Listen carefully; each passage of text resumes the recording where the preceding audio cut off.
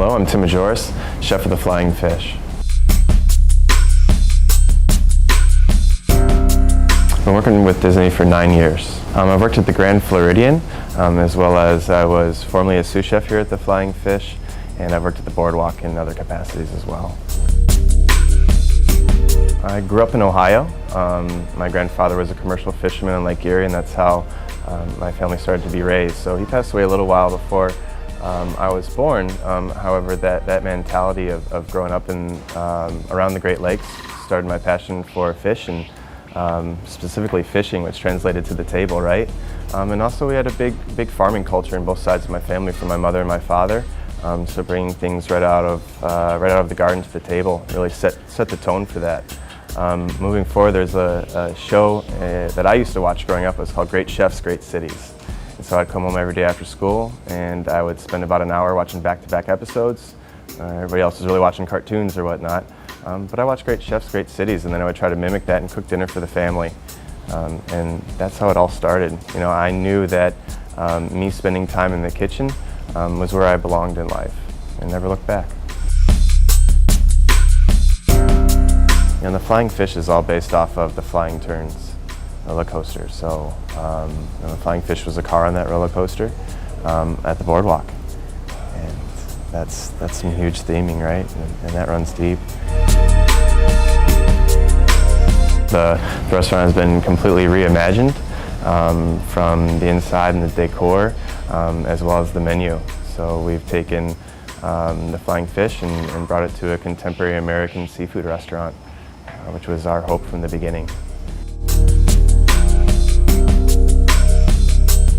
When we started off, the first thing that we said was, what do we want to do and what do we want to reimagine the Flying Fish to? And the first thing was sustainability. So our menu is 100% sustainable, and that was our Geiger counter and our jump-off point to say, where can we go with sustainability and having the Flying Fish be the benchmark for it. So, you know, we've had a very hot summer, so that's affected where the fish is coming from. So we work with multiple different purveyors to find the best in the day for the day. And really use Monterey Bay Aquarium as a great tool to assist us in that, and not only just the fish, but also the catching methods and the longevity of the species. So I guess it's a daily endeavor, and it's a labor of love. Some of my favorite dishes, I really enjoy our yellowfin tuna. We're doing that as an appetizer. It comes with some compressed watermelon that has Tahitian lime oil with just a little bit of added flavor.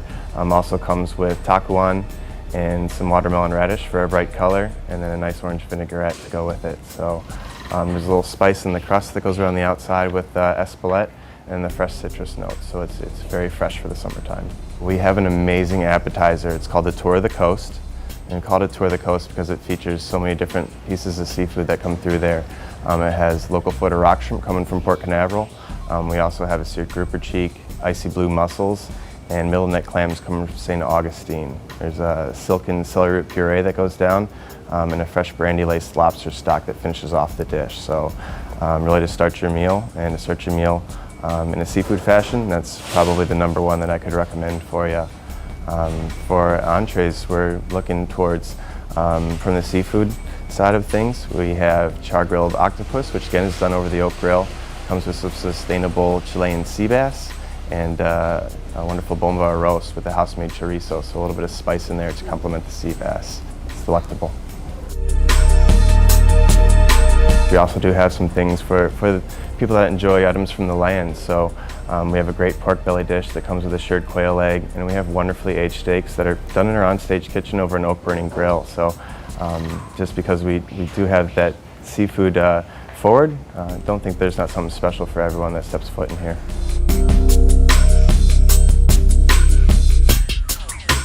If I'm sitting, you know, right here and I'm looking at the beautiful bottles of wine and I'm starting to look over the wine list, and I want to know, okay, are we getting into Italian reds tonight with our dinner? Or are we looking towards something a little more light with, you know, a nice Chardonnay coming out of California to partner with my seafood?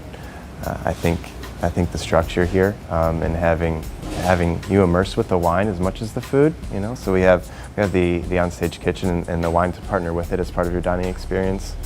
That's magical. We're fortunate enough at the Flying Fish to have a completely open kitchen.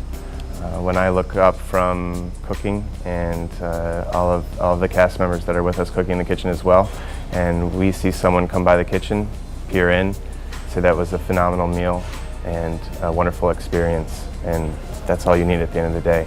Them to leave here with a smile on their face and know that they'll return and have the same experience again and again.